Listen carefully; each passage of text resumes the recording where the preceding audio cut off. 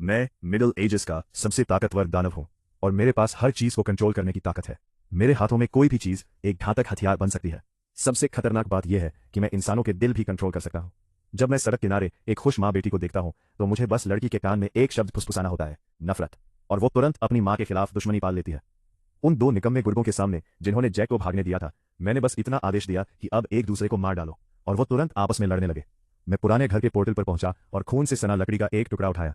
फिर मैं black market की तरफ गया जहां स्किन शिफ्टर्स इंसानी खाल का सौदा करते हैं। मैंने उस शहर के मालिक को ढूंढा जो उस पोर्टल की रखवाली करता है। उसने उस लकड़ी से खून चाटा और तुरंत हैरान रह गया। उसे पता चला कि इस लड़के की आत्मिक शक्ति बेहद ज्यादा है, इतनी कि वो पूरी डार्क टावर को तबाह कर सकती है। यह खबर सुनकर मैं जोश से भर गया। उसी वक्त रोलैंड और जैक मेरे ठिकाने की तलाश कर रहे थे।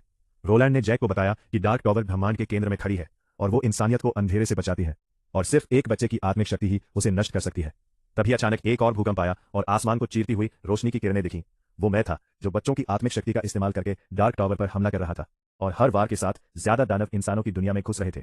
आधी रात को मैंने भ्रम का इस्तेमाल करके जैक को फंसाया। उसे अपने पिता की आवाज सुनाई दी और वो उस आदमी का हाथ पकड़ने गया, लेकिन उसे पता चला कि वो एक राक्षस था जिसे मैंने भेजा था। अच्छी बात यह रही कि रोलैंड समय पर पहुंच गया और उसने गोली चलाकर उस राक्षस को पीछे धकेल दिया। फिर वो प्राणी रोलैंड के पिता के रूप में बदल गया, लेकिन रोलैंड ने चाल समझ ली और बिना एक सेकंड गंवाए उसे खत्म कर दिया। वापस लौटते वक्त अचानक एक और राक्षस आ गया और उसने रोलैंड के कंधे में वार कर दिया। जेक ने उसे बचाने के लिए अपनी बंदूक इस्तेमाल करने की कोशिश की, लेकिन राक्षस ने उस पर पलटवार कर दिया। आखिर में रोलैंड ने कई गोलियां चलाई और उस मुसीबत का अंत कर दिया।